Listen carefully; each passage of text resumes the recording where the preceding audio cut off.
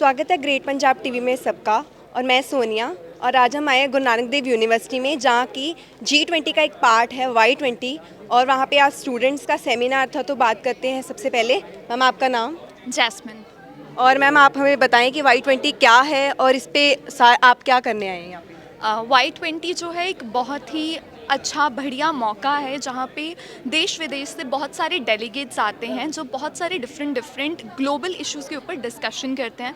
There is a panel discussion और उसके बाद स्टूडेंट्स को चांस दिया जाता है कि वे उन डेलीगेट्स के साथ बात कर सकें, अपने क्वेश्चंस पूछ सकें। सो आई थिंक ये एक बहुत ही गोल्डन चांस है। एक तो हमें ग्लोबली लोगों के साथ इंटरेक्ट करने का मौका मिलता है इतने बड़े बड़े डेलीगेट्स के साथ। I think this is an golden chance for us.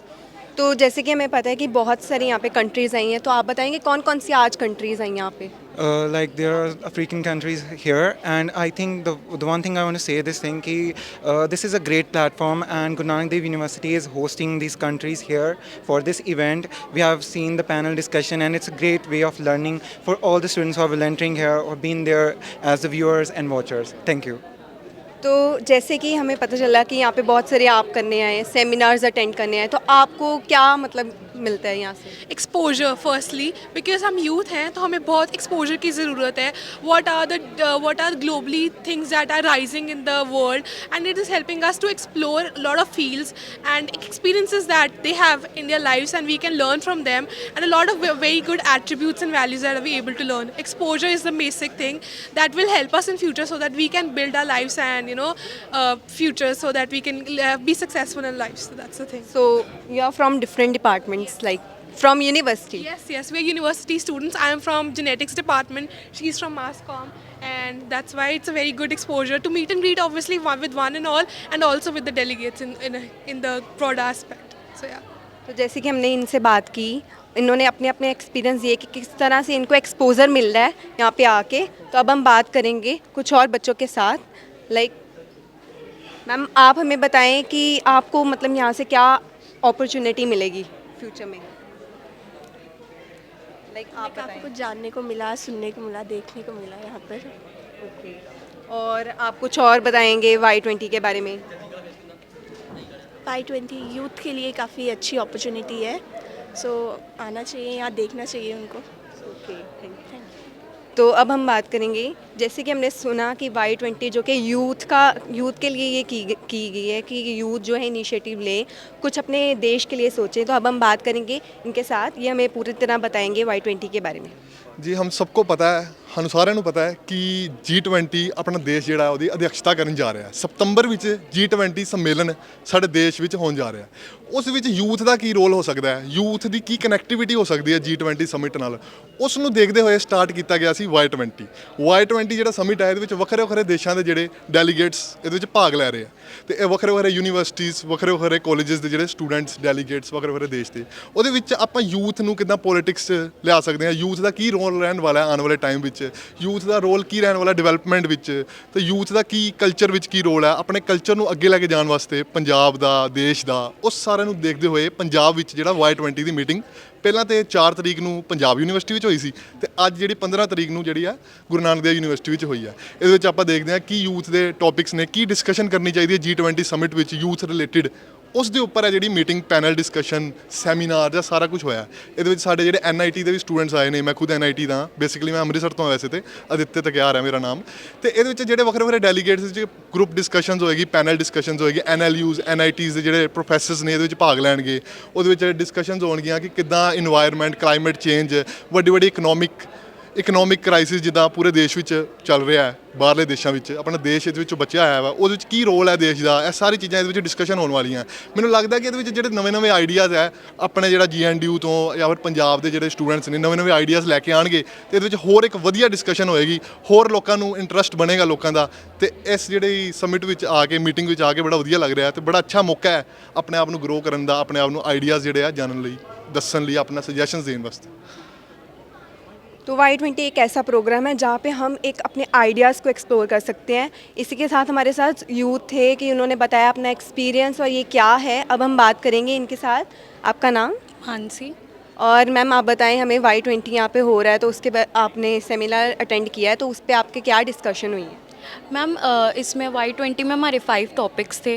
Climate change को लेकर, इंडस्ट्रियलाइजेशन को लेकर, यूथ इन्फ्लुएंस को लेकर, ठीक है। और ये बहुत बड़ी अपॉर्चुनिटी है as in India was is as in developing country first time G20 में सेलेक्ट हुआ है। And Amritsar has been select Amritsar में ये इतना बड़ा कार्यक्रम हो रहा है, तो आई थिंक ये बहुत बड़ी, और हम सब स्टूडेंट को एक बहुत अच्छा एक्सपोजर भी मिल रहा है एक दूसरे से बात करके, एक दूसरे की सिटीज़ के बारे में बात करके। और एज एन यूनिवर्सिटी लोग बहुत अलग अलग डिफरेंट सिटीज़ से आते हैं, स्टेट से आते हैं, उनके ओपिनियंस, हमारे ओपिनियंस आपस में देखते हैं, और एक बहुत अच्छा इन्वायरमेंट क्रिएट हुआ है। ये फर्स्ट टाइम है और ये बहुत अच्छा लग रहा है। तो जैसे कि हमारी गवर्नमेंट ने भी ये इनिशिएटिव लिया है कि ये सेमिनार अमृतसर में हो रहा है, ये बहुत ही बड़ी अपॉर्चुनिटी है स्टूडेंट्स के लिए, स्पेशली यूथ के लिए जो कुछ अपने देश के लिए करना चाहते हैं। तो और बच्चों के साथ बात करते हैं। आप हमें बताएं कि इसका क्या एडवांटेजेस हैं आपको।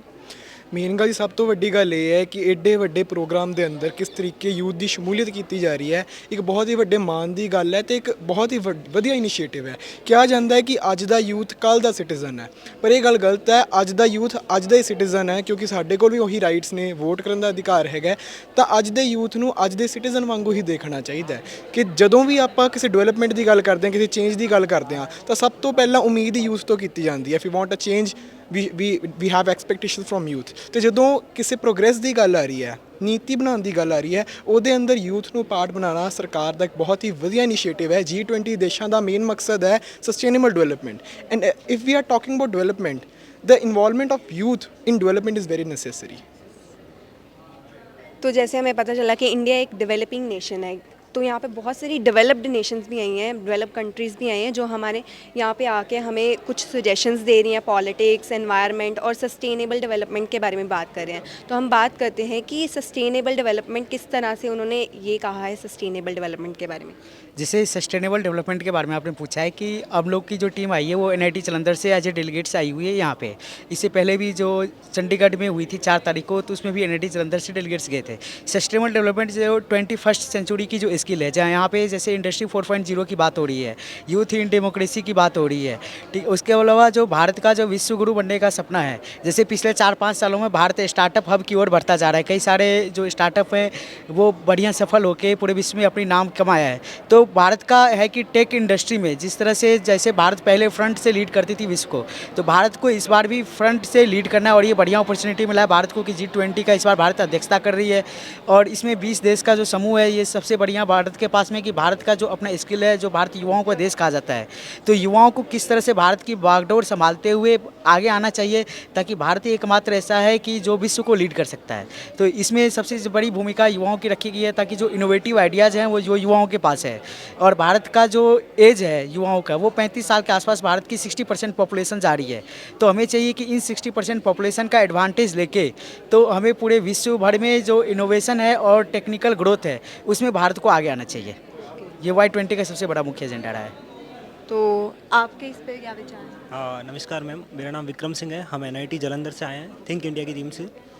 मेरा कहने का मतलब उतना ही है कि जो भारत अभी इनोवेटिव या मेक इन इंडिया के बारे में जो इनिशिएटिव है, उसको आगे बढ़ाना और यूथ को उसमें इन्वॉल्व करना, ताकि यूथ वो चीज़ें करे जो अभी जनरेशन को आगे लेके जाए, उसका इम्पोर्टेंट है। इसलिए Y20 का इवेंट बहुत ज़्यादा इम्पोर्टेंट रखता है युवाओं के साथ।